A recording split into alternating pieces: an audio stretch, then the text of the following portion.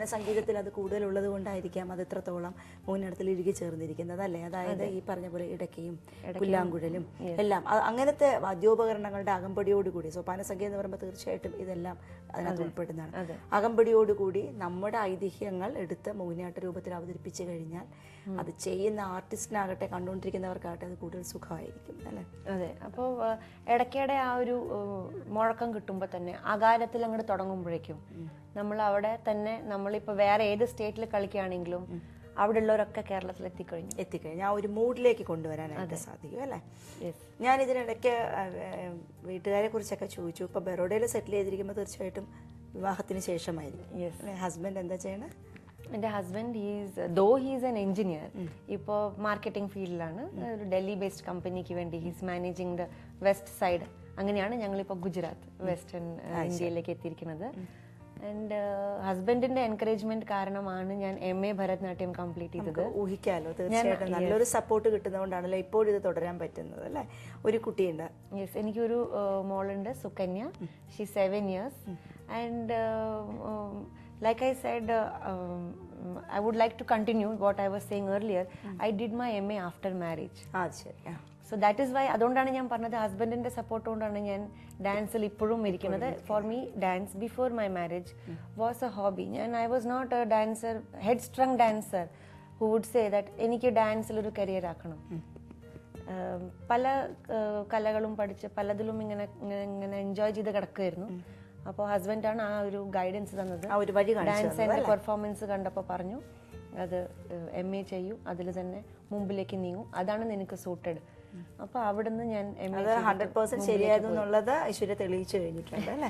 എന്തായാലും വളരെ സന്തോഷമുണ്ട്, വളരെ സന്തോഷമുണ്ട് ഐശ്വര്യ. കാരണം പലരും ഇവിടെ തന്നെ വളർന്ന് ഇവിടെ തന്നെ പഠിച്ച് മുന്നോട്ട് പോകുമ്പോഴും അവർക്ക് ജന്മസിദ്ധമായിട്ട് കിട്ടിയിരുന്ന കഴിവുകൾ പലതും മുന്നോട്ട് കൊണ്ടുപോകാതെ ഒന്നുകിൽ വിവാഹം അല്ലെങ്കിൽ ജോലി, കരിയർ എന്തെങ്കിലും പറഞ്ഞ് അവരതങ്ങ് മാറ്റിവെക്കുകയാണ് ചെയ്യുന്നത്. പക്ഷെ ഐശ്വര്യ അതല്ല ചെയ്തത്.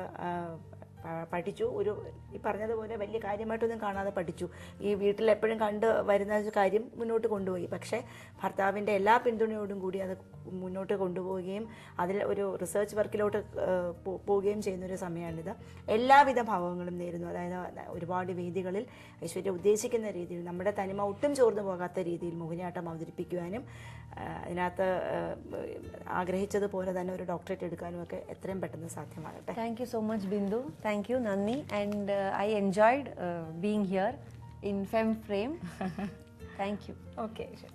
നമ്മുടെ ഇന്നത്തെ FemFrame ഇവിടെ പൂർണ്ണമാവുകയാണ്. FemFrameനെ കുറിച്ചുള്ള അഭിപ്രായങ്ങളും നിർദ്ദേശങ്ങളും എഴുതി അറിയിക്കേണ്ട വിലാസം FemFrame V Malayalam communications limited, fort PO Trivandrum 23, mail ID femframe@vtv.in.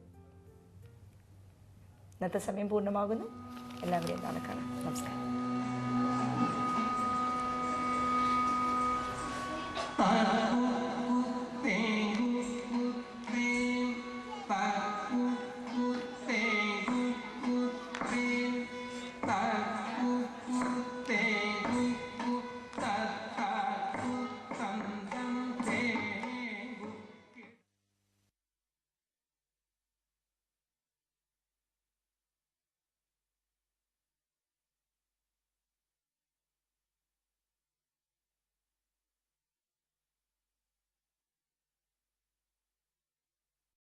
അതുപോലെ വലിയ കാര്യമായിട്ടൊന്നും കാണാതെ പഠിച്ചു.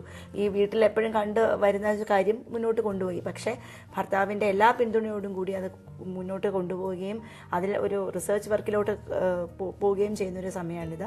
എല്ലാവിധ ഭാവങ്ങളും നേരുന്നു. അതായത് ഒരുപാട് വേദികളിൽ ഐശ്വര്യ ഉദ്ദേശിക്കുന്ന രീതിയിൽ നമ്മുടെ തനിമ ഒട്ടും ചോർന്നു പോകാത്ത രീതിയിൽ മോഹിനിയാട്ടം അവതരിപ്പിക്കുവാനും അതിനകത്ത് ആഗ്രഹിച്ചതുപോലെ തന്നെ ഒരു ഡോക്ടറേറ്റ് എടുക്കാനും ഒക്കെ എത്രയും പെട്ടെന്ന് സാധ്യമാകട്ടെ. Thank you so much Bindu. Thank you നന്ദി. And I enjoyed being here in FemFrame.